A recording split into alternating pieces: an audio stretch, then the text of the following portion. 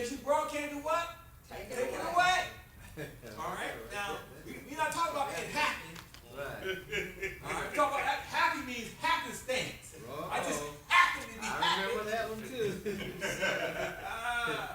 But you know, we got joy. And you know, I had joy all week long. You know what? I go to sleep at night. You got me think about that. Again, as we've been talking, there's been the prayer here. We have got to take God at His word. Amen. Okay? He said we have what? Joy. And then it says this, joy unspeakable and full of glory, right? Yeah. All right, so we're going to walk like God wants to walk. We're going to have to trust Him and what He has said about us. Amen? Amen. All right, Lord, we thank you right now for your goodness and your kindness, because you are an awesome God. There is none like you. You are the one who sat back out of time and saw us to this present day. And you knew who would come to you and who would be your children. And we thank you that we were chosen and selected by you. You saw enough value in us that you would send your son. Thank you. Wow. So God, we just want to give you glory, honor, and praise that tonight as we go through the study, that we will take hold of it and use it for your benefit, not our own. That we may be an epistle read by men, that they will see your good works, have the right flavor, and God, the right light, that they will see you in us. In Jesus' name, amen. Amen. All right, all right. You know, like I said, we're going in a direction, and you just get on board. See, sometimes you got this ride the wave. You know, we might even win in one of those competitions, certain competitions, we might, right?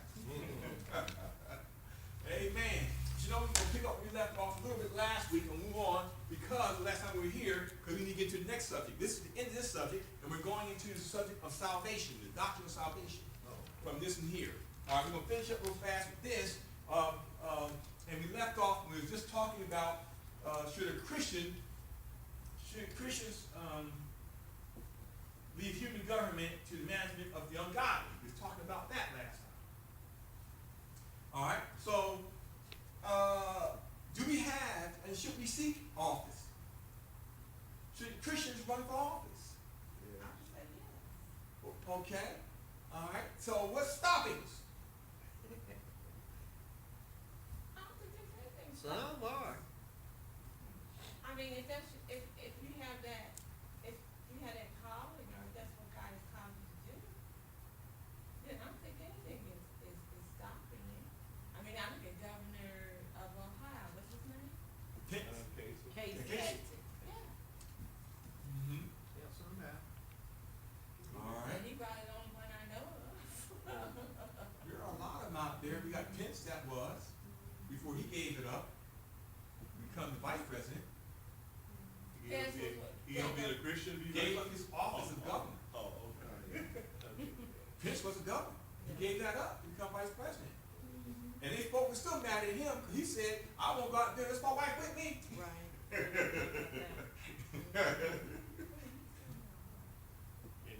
Uh-huh. Okay, so yes, they should run for office. But do we have enough participation in there? Because really the key is this. All right, if you do get a person at that level to want to run, even from even minor offices, are we going to vote for them? I would. Well, you know, that's a good question. Because I think that what happens is that we get caught up in the political part of it. When we start talking about race, we start talking about gay, Yeah, yeah. abortion. We get into, you get caught up into all of those different things, and I think a lot of times, and I'm just saying for the black person, a lot of times, it has to do with race. Whether or not we're gonna vote for that individual person. And Right. sometimes we That's don't true. even care what they stand for, if they're racist. But see, now you throw out a term that should be utilized because we throw it out frivolously. I'm not throwing it out. No, people do. And for the most part, when they're saying it because they're trying to demean you. What do you mean? Okay? All right, good example. example again would be Pence. He's racist. I don't know that he is. No, that's not the point. They've already said it. If they said it, I mean, he must be it. Okay, I see what you're saying. You see? The person's character is totally different. That's not the point. The fact that he's standing next to a person who has his Don't issues, Yeah. that has his issues, does not make him less than what he is. But you group them all together and say they're racist. But not everybody is. Well, no, not everybody is in. I mean, what Club has said about black people is the same about white people. And I'm going there too. I'm going A there black too. person, you Right. know, morally black person because they don't want a black, yeah. So. Well, we can also break that barrier somewhat because who was in the office last, and there's some who are And we still. know Yeah. Mhm. what happened. But we also say if it wasn't for that person voting, he would Well, have if it wasn't for the white vote, he wouldn't have won. He wouldn't have won. But I mean, it's a lot of white people didn't vote for him. And that's the because same he was token black. for the other side. That's what I'm saying. I'm Yes. saying just like she said that for black people, it's It also goes for both white ways. people. Right. It goes both ways. We Right. have to understand that. But I'm looking at it from the Christian standpoint, like Greg Kovacs was saying. We have got to get beyond the different two different sides, the left side or the right side. Well, we have to get beyond color You know, as the Christians. well, I'm looking at also the parties too. Yeah, and the parties, but beyond the color, because a lot of Christians, because we're so excited that a black person is running or whatever, that we'll forego a lot of what we believe in because, you know, we want this person in office because of their color or whatever and stuff. And so I think as Christians, we have to get beyond all of that, beyond the party, beyond the race, beyond all of that, and just, you know, seek God and vote what we know is You right have to to vote. fight But about then, that, Reverend Carter, there's so much, even in the Christian community, there's such a division. That's why I'm bringing it up that way. You know? And this is why I said earlier in the very beginning of this thing here about the church. It starts at the church. The church is the nucleus of our community within the Christian environment, right or wrong. right? You see? And we can't even support our pastors sometimes. And we give them a hard time. And then we got pastors who abuse their people. See? All right? But at that low level, we need to take responsibility and uplift the man of God where? In prayer. Yeah. See, if he were not praying for him, how do we expect him to hear from God and do what God is showing him to get done for us, with us? Now I can pray for the pastor right now again. No, don't do Oh, that. don't do that again. See, we want to pray our determinate end, Right. not God's determinate end. You see? All right? Even again, and that goes all the way up. We have the determinate end for the person you're putting up there, and so again, God uses ungodly and godly to get across his point. Right or wrong? Yeah. He does. It's in the word. They're there for a purpose. They're there for a season, for a reason. Right? Yeah. And it's all about getting our attention. Sometimes that's what it takes. You see? Again, for some Christians, as I said earlier, there's a definite no. Christians should never run for office. And they say that because they feel that the man can't live right once he gets there. He'll be polluted and corrupted by the power and the finances. I don't think that's true, though. That's what they believe. I mean, a person is truly, and I mean, you know now, when President Bush was in, you know, he was a Christian. So, I mean, but and anybody can make compromising things or say things or do things that, I don't know. Unless you walking in their shoes, I know, that's true too. how do you know what you're gonna do or say?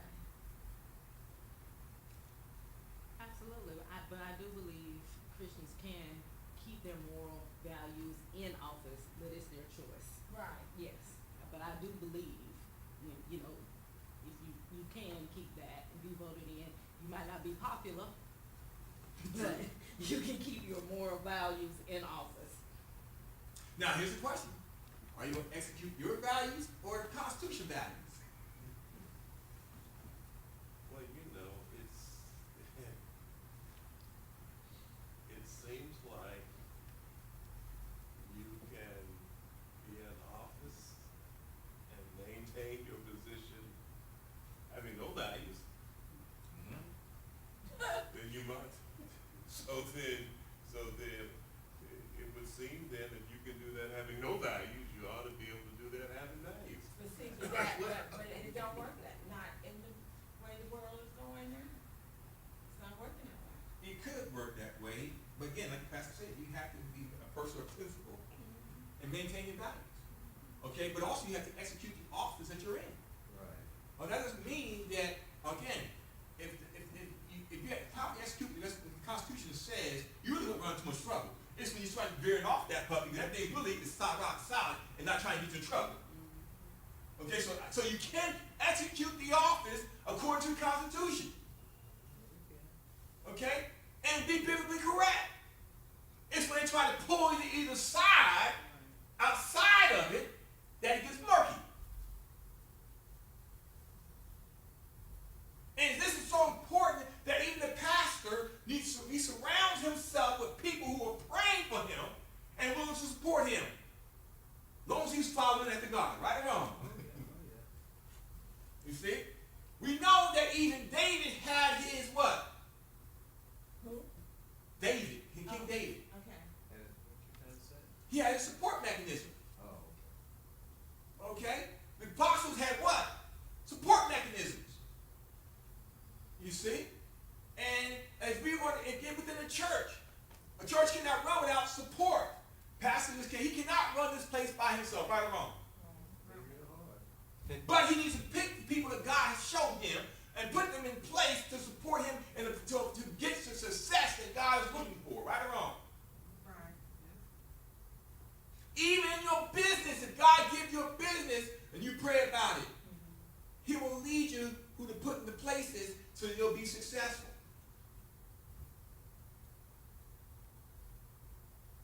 Okay? But again, these are in James 1 and 5. Let's go there right quick, co-pastor.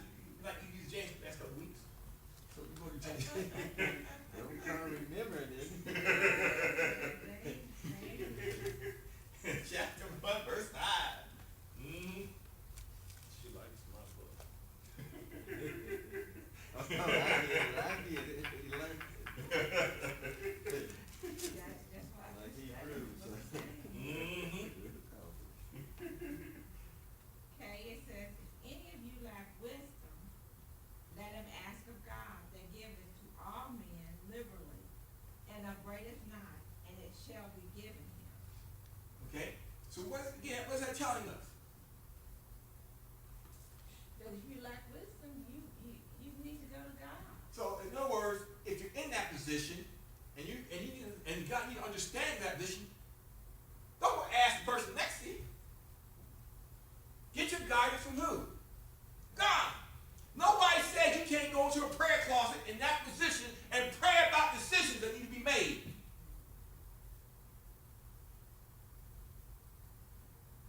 And you don't have to tell nobody you can pray over it. Just pray about it. So you're not going to be a Pharisee up there and be on the corner praying and speaking in tongues and jot it down and come back with a solution. That ain't happening. People ain't going to put up with it. See, what you do in your closet will tell you everything about you, right or wrong. You got a bad closet, what you going to get? Bad results. Again, a lot of people got that closet that everybody look inside. We as Christians don't need to have that closet like that. You see what I'm saying? Yeah, and we just need to. And I'm not saying it's an easy task, but it should be for us as Christians to stand on our moral values. Yes. And and even when everyone else is going against you, and stuff, and because just being in office by itself, I'm just thinking. Let me just talk about my little work environment. Okay. Where I know, the right thing to do when people want to it was four of us supervisors, and 3 of them wanted to go against the executive director, and but they said we can't go unless we all go. And I was like, I'm not doing that. I was like, I'm not doing that. I said, you all haven't even talked to her about your issues, but you're ready to go outside and talk to somebody else. That's not the proper way. They're like, but we need you on board. I was like, I'm not doing that. That's what I'm talking about. And so, you know, so even in our lives, you know, we have those opportunities, you know, to make sure we stand up for what is morally correct and what we know to do right, even if it's going against everybody else. And just like you're saying, even if people put pressure on you and try to hurt you over the situation, you still have to do what? Stand for righteousness. And that's what takes us to the second part of that question there, see? So if a Christian's in charge, and everybody will live morally, right? No, not necessarily. Like you lay hands on the whole country. So you're saying in the other statement here, it's true then. Can we legislate morality? Yeah, legislate morality. No. But you president, Can't do it. you're the pastor of the church. In that case, we'd all be sleeping with everybody right along with it. Can't do it. You can't do it. Okay, so pastors can't even legislate morality, can you, pastor? No. Has to be in the heart. It has to be right, it has to be there. Look again. Pretty well. Go ahead, pass me that for me. Love and holiness cannot dispense. Love and holiness cannot dispense with the need of moral law because God established government for the peace and welfare of society. Law is the rule of duty regulating right and wrong between moral beings. And without law, there can be no holy and loving society with righteousness prevailing in all lives. Law will also continue as long as the rule of right in all societies. As long as law remains, there must be penalties, because law without them would be mere dice. And it will always be the duty and the right of rulers to enforce law and inflict punishment whenever it is needed. Can a Christian do that? Yeah. See what it's trying to tell us here. Again, we gotta have a moral code. Pastor said that already. We gotta have a moral code. All right, there's people who don't have one. Because sometimes say, well, you gotta turn the other cheek. If a person, if you don't stand up for what God has already said you can stand up for, then you get chaos. And you get situations where, oh, here you go.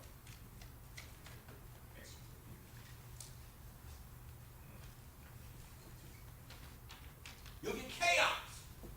All right? And it's very important that we exercise, even like he said like Paul said in Romans, right?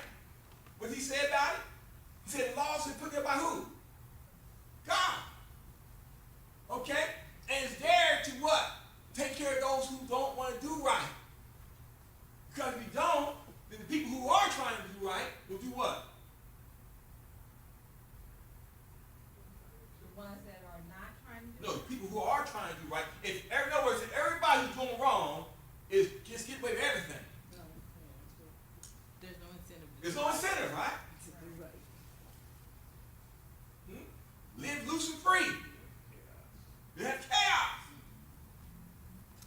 But the laws are there to dampen that and to try to eliminate chaos. To try to give us order in how we do things. The church has order, right? Yes. Why do you get order? Because God has a God of order. No matter where you look at it, God's a God of order.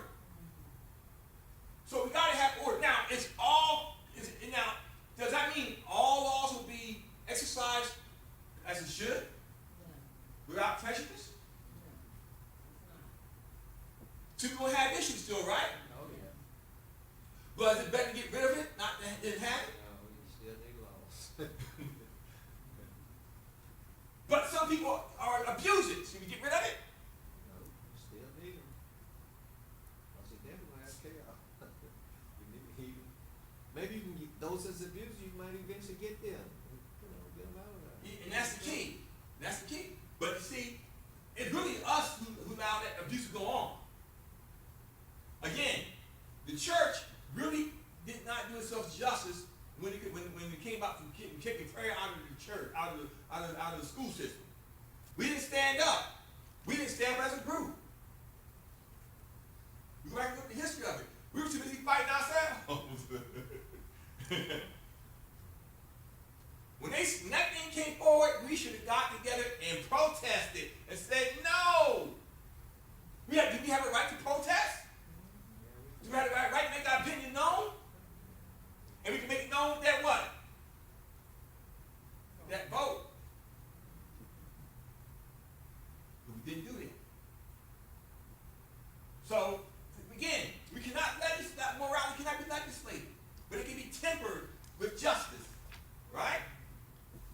Okay, next thing here, let's talk about the other thing here. Human governments, therefore, are not founded upon arbitrary will of God, but upon the necessity of human beings in securing the highest good of the being itself. That's what it's all about. You see? Human government. It's not arbitrary. God put it in place, right? And the goal of it is what? Securing good. That page is nothing. Let's get carried out. All right, there you go. Any comment to that point? Is that true or not true?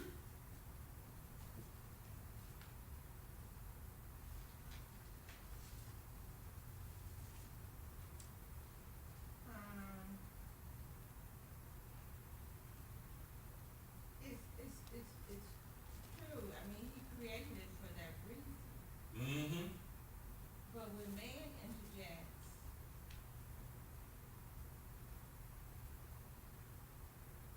or tries to change for its own purpose, Mm-hmm. then we got problems again. But it's there for a reason, Right. you know? And then we have some people that don't want to obey and want to change it because it's not fitting their Agenda. criteria or There what they you go. want to do. That's right. That's right. That's right. Do we throw away the book though? Do we throw the whole apple cart away because one person decides they don't like it?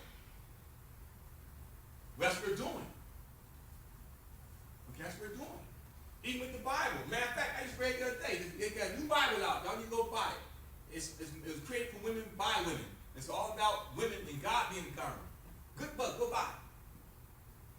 What's it called? Women's Bible. What is it called? It's called the Women's Bible. It's called the Women's Bible. Yeah. And it's saying that Everything there is feminine. Yes, indeed. and Oh, God, God is is a female. That's right. Oh, okay. Go ahead. Go ahead. I'll run right on that back. That's interesting. I'm just saying. See, they want their way, right? So therefore, they create something, and those people who are foolish enough to go out there and go get it, it's up to them. They wouldn't buy into it, but that doesn't mean that that book is right, does it? No. Because it violates what God has said. Okay? Then, now let's go to the next part. But we know for a fact that both the disciples, both the Apostle Paul and Peter make it clear that it is our responsibility to submit to government authority. Again, what do you mean by submit? I brought that up last time. What does that mean by submit? Do everything they say you do? As long as it doesn't break God's law or being disobedient to the word of God. Okay? Again, you're not talking, again, it's different. Submit means something different than the other. There's two words out there we're looking at here, like last time. Okay? Alright? Now, we submit, but we do not violate God's word. Period. Submission here is talking about coming under their authority and understanding their position. Do you gotta respect positions? That's what he's telling us here. Respect them, but then if they violate what God said do, you don't fall, you don't go for that. We need to stand up against that. Now, should we go out and riot? We do it peacefully. We make known ourselves. We can protest people. We got rules out there for us, allow us to do what we need to do. We can call our comments. A lot of things we can do. Do we do that? I do. Sometimes you get tired of hearing from me. Is that right? Oh yeah, I'm always calling. The way I look at that is, I done voted. I don't care who I vote for. I done voted, and I have a voice, and I need to be heard. That's just me. And if I hear about certain things coming down the pipe, once you go for that mess, I tell them in a minute. I said, and I got a couple more votes with me. My wife gonna vote my way. I just believe that again. If we just speak up on an issue as a group, we can make a difference. And we can. But we don't do it enough.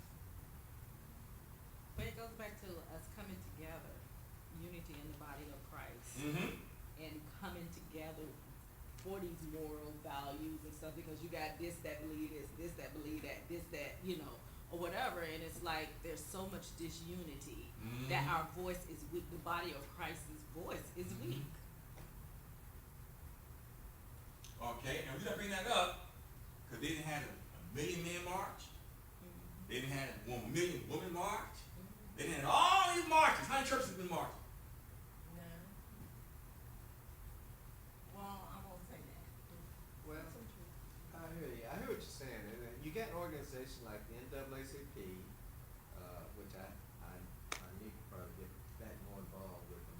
And then, but you got also the National Education Association. Now, I get emails and I you know, sometimes they ask you to join in and send this email to your senator, and I do stuff like that. But if I agree with it, I do. Well, I would say we have a lot of biblical what, Pastor, out there in our society. What do we have? Baptist Association. Well, Yeah. that's what I'm saying. These But Million they Men elected- March and all this, these marches you talking about, these people have come together under one idea. Right. The church is having struggling trying to even come under one I'm idea. just saying that if you got you had this huge group of people who are say they're this from this organization. Again, I know that organization got problems, but that one organization can't get together. Them by themselves is a million people, right or wrong. Yeah, it's a big That's organization. by themselves. Mhm. We the capability is there. But they didn't get it back association. Got the Southern, got Northern. The point is, one group by themselves got you a million people. But not even one of them would march, right? But why do you think that is, though? I'm asking y'all. Yeah, I don't know, but you got a good question. I hear what you're saying. Well, in some cases, it's because it ain't my idea. That's right.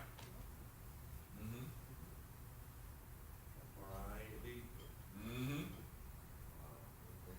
Or you're not doing it my way. I hear you. So in other words, all the other organizations lay aside all the other stuff, but we can't. The church can. It has a-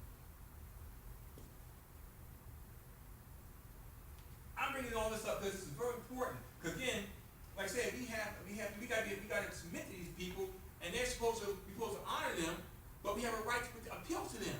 But we don't utilize it as we should, as a church. Again, you got all the pastors, who you go see? I'm gonna see Reverend Lawful. I'm not see the pastor. Matter of fact, it'd be better, maybe I know I get what I want. I go see Deacon Lee. Go read. He leaves one of the door, nothing to read, though. You know, we have a hard enough time coming together on things that we agree on, Right. let alone on things that we may have differences in. There are a number of organizations in this community that supposedly are attempting to bring people together, Mm-hmm. that the principals who are trying to be brought together never show up, Mm. never show up at the meetings, unless they want something. Then they're there. When they want everybody to come and participate and support, and then you don't see them no more after that, till the next event comes up that they want to do. So we're all focused on our own thing. If it didn't start here, I'm not gonna be a part of it. But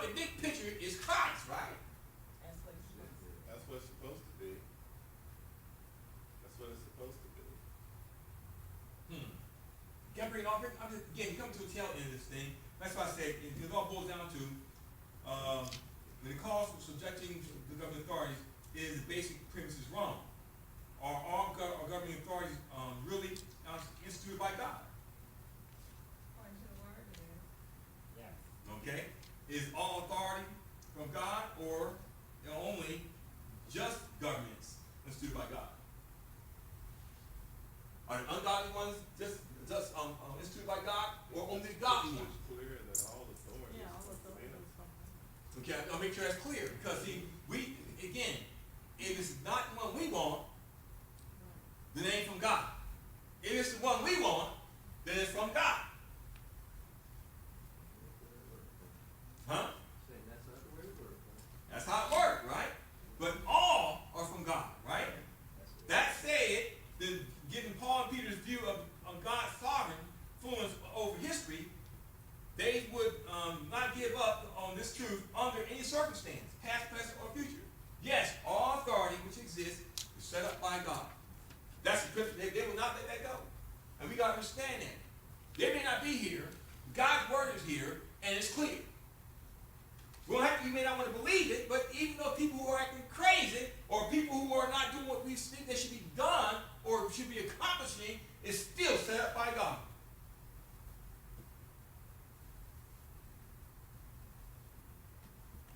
Set up by God. All right. That was that there. Yes, in this lesson here, that last part there. Okay. Very important. That's basically it for that portion that we went through. We had to talk about that some because it's that important to us that we understand we have a responsibility. But it starts at the church, learning how to respect our pastor and pray for him correctly versus against him. No matter what, even people in local offices, we need to pray and support them, okay? And it goes all the way up. You don't even have to know the person. But you can ask God to bless his mind and his heart. Lord, bring him to the understanding of who you are. And if he is, if you do know, you give him a prayer life, Lord, just help us to pray and lift them up. All those great things that God is looking for from us. And if we do those things, we can believe God. Can God change a man's heart? Yes. Can God change a man's decision?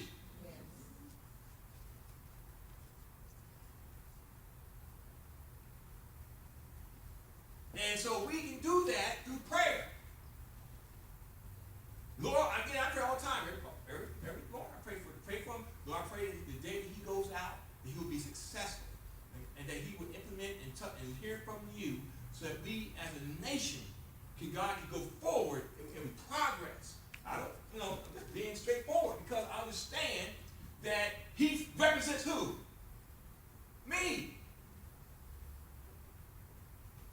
And I want to be blessed. So I want God to bless him with the understanding and knowledge that he will be able to meet the needs all the way down, not just for a couple. All right. Now the next part of this, we're going to get to the fun part. I'm going to get to that. Now, salvation. This is the fun part. All right. How many here are saved? All right. Salvation. We talked about Christology not too long ago, but it's different than salvation. That we dealt with that subject. We dealt strictly with what Christ has done, what he is through his death, resurrection, and what God and how God allowed that to take place. And then here is we're looking at the end result of all that in a nutshell. Okay? Doctrine of salvation. Go ahead, Pastor, lead us out. No, Reverend B, lead us out. The doctrine of salvation. The word salvation is the all-inclusive word taking into it all the redemptive acts and processes. The word is found in one form or another 164 times. The two most prominent words translated in Hebrew and Greek for the salvation are Yeshua and soteria. Soteria, yes. 78 times in the Old Testament and 41 times in the New Testament. All right, stop right there. Now, what is that first word, that Jewish word there? And who is that? Jesus. All right? Because Jesus is what? Salvation. He's Savior. He's salvation. That's that original Greek word that Hebrew word that it comes from. Okay? So that's important. God, when he said, and he shall save his people from their sins, right? Remember in Isaiah? Okay? That word was used. So that's a very important key about how we should view it, all right? And then, now, go ahead. The study of salvation is called soteriology, Mm-hmm. a derivative of the two Greek words soteria and logos, which literally means a word, idea, a study of salvation. Mm-hmm. It is important to note that the Greek word soteria, which is derived from the word soter, meaning savior. Thus, the word salvation communicates the thought of deliverance, safety, preservation, soundness, restoration, and healing. Man, God, an awesome God. You see, when God did what he did, that word that they talk about, and Paul really describes, it's all about what God wanted to do for us. You see, and now you know that it started in where? The Old Testament. This is not a new ideal. Some people think that Christ is new, and that only in the New Testament it counts. But God has always had a plan to save man. Yeshua, Jesus, was the moment they said that term, he was foreseeing his son. My. And what he would do. Again, look how many times it's used there, 164 times. And one word or another word is talking about how God wants to do something for us. Now, we're not talking about what we're going to do for him, what he's going to do for who? Us. So we are the benefactors of God's grace, right? Okay. Now, if we look at these words separately later on, deliverance. And just in a nutshell, what are we being delivered from? Sin. Now, what's sin? We'll look at it a little later on anyway, but what's sin? We talked about sin. What's sin we talked about deliverance from? Rebellion. Rebellion from the inherited sin. Okay? When we have been adopted, right? We were inherited over this place. Now we have a new inheritance, right?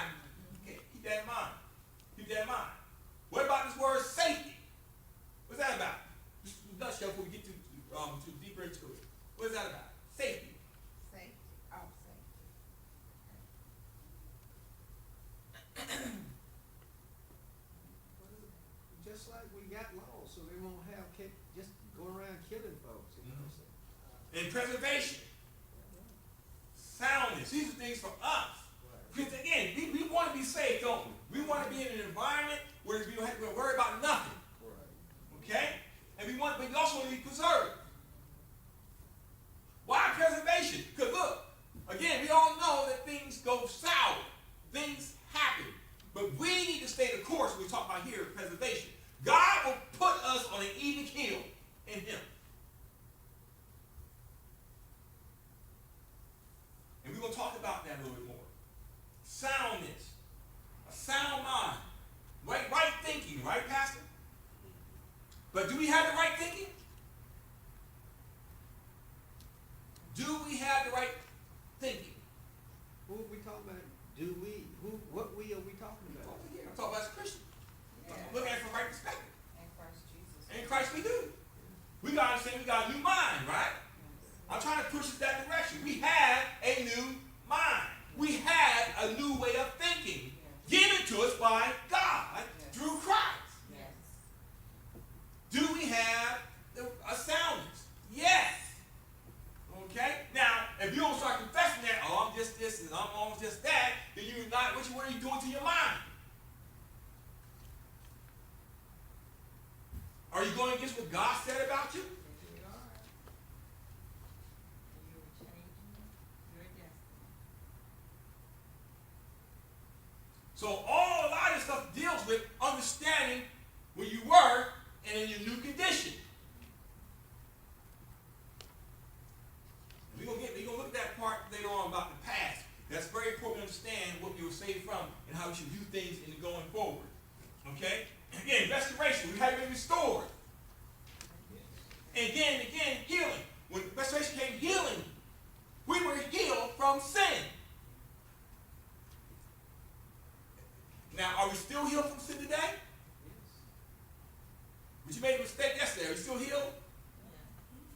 You had failures, but are you still healed?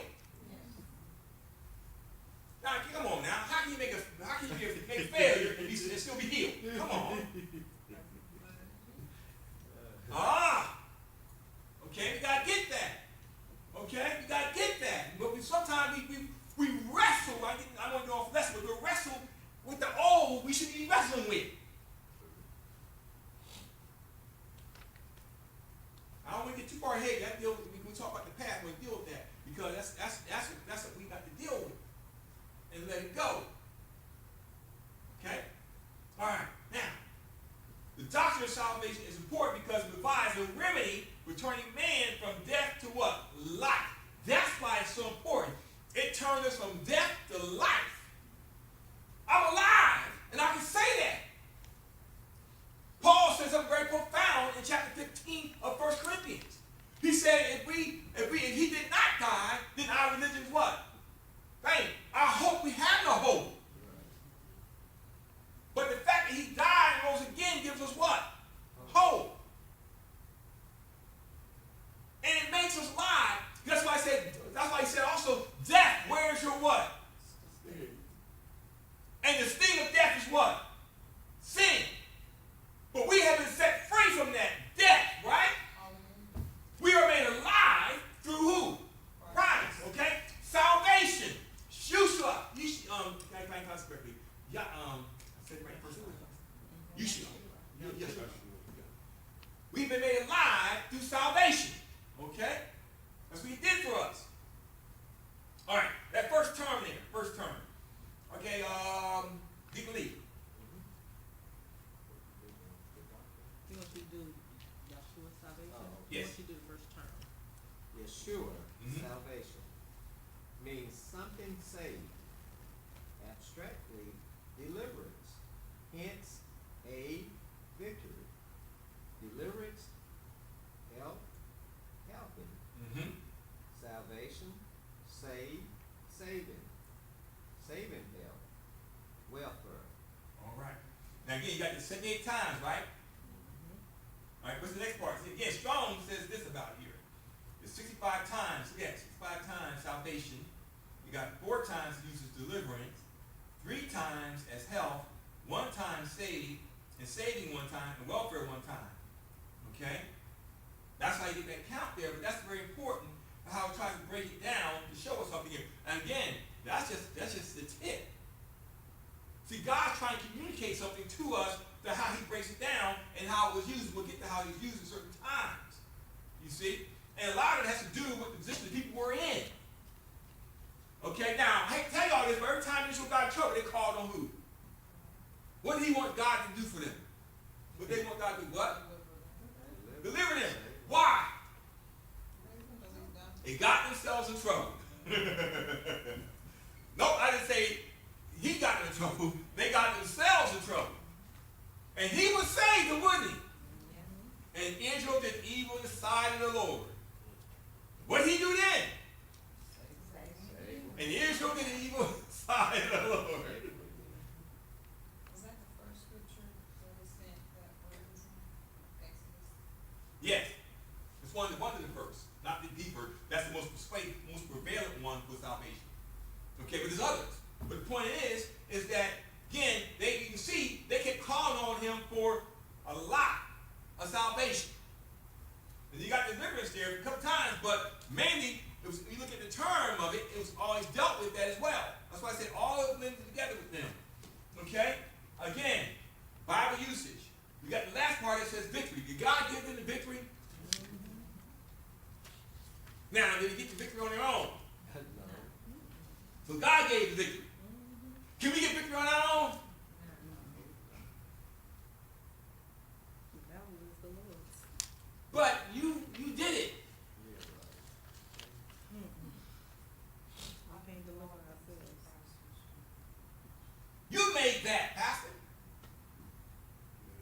I don't know, I'm just saying. You did it. Pastor said, clarify that. What you talking about? Not on his own, man. Wait a minute. He made this church. Not on his own.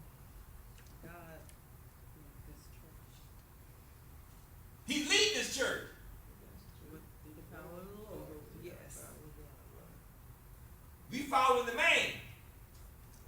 From the help of the Lord.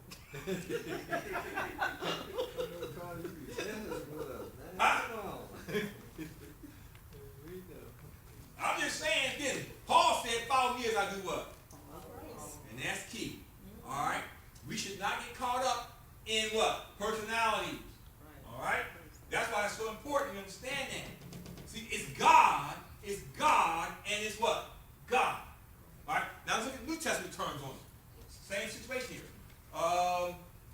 Sister T. Salvation means deliver, help, salvation, save, and saving. Mm-hmm. It's in the King James Version 45 times. Strong translates in the following manner: salvation 40 times, the one be saved 1 times, delivered. Wait, I don't know what that is. One time, help, saving, that one be saved. Okay, so you got basically the same thing going on here, right? But then at the very bottom there, on that D, it says what? Future salvation, visible return of Christ from heaven, and consummated in eternal kingdom. Consummation. When it's all said and done, what did God say in Revelation 20, chapter 21? He's going to be all in all. 22, we look at it again. When it's all said and done, he's going to be God. Christ will deliver it up to him. He's going to be all and in all, right? Get back over here right quick. That's our end state. All right, here we go.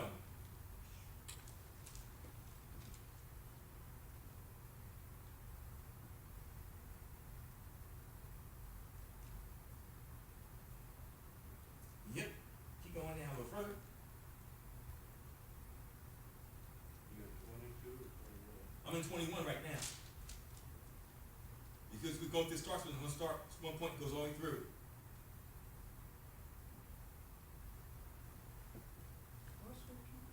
We can get Revelations. And see here. Find it real quick. I'm looking for it again. He said I'll be going to be all and in all.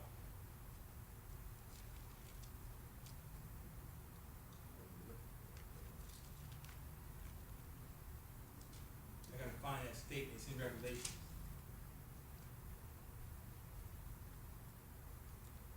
I'm gonna find that for you, bring it to your attention. But the point is, that's the ultimate consensus when Jesus is gonna give it back to him. So God will feel all and be all in all. When it's all said and done, he's gonna be it. Okay? We're gonna have the eternal Godhead with us always and forever. A part of them and part of him and part of us. That's what God really wanted in the beginning. Remember now, why did I say that?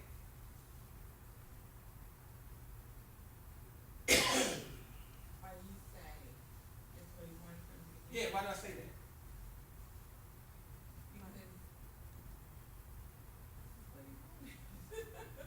Why do you say what?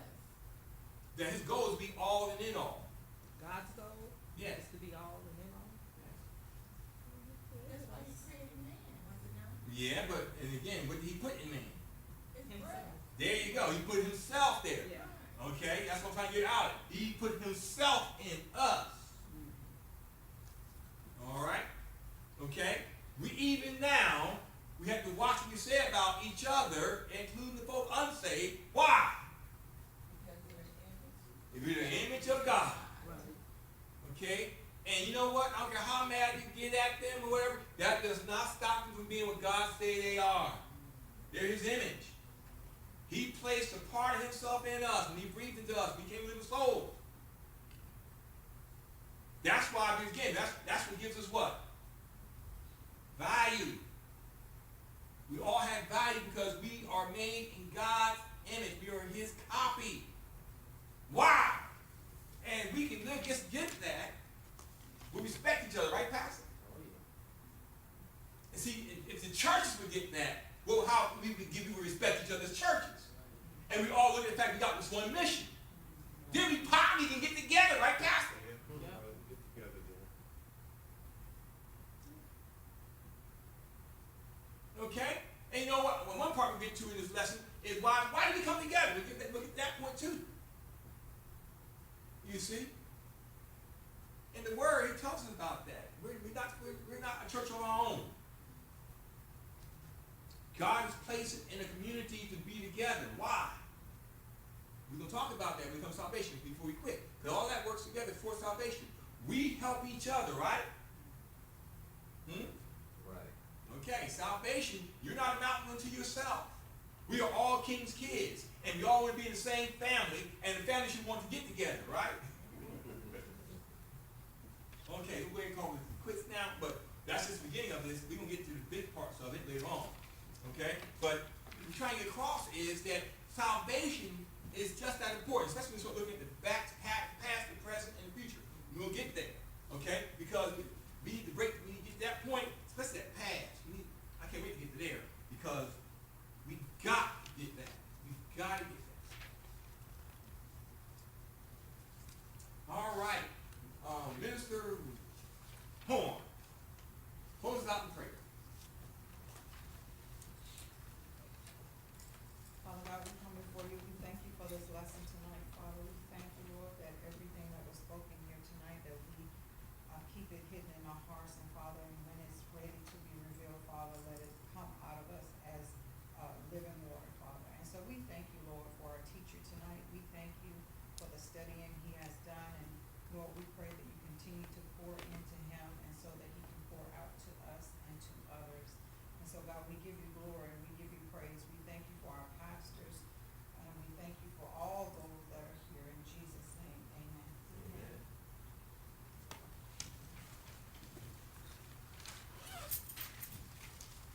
You all for something. Yes, sir, how about you? How was, regular, where they back? They back. Oh, they back. She, actually, she was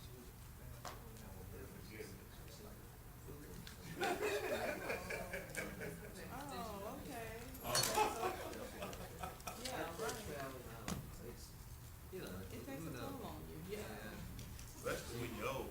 Yeah, that's what I told her.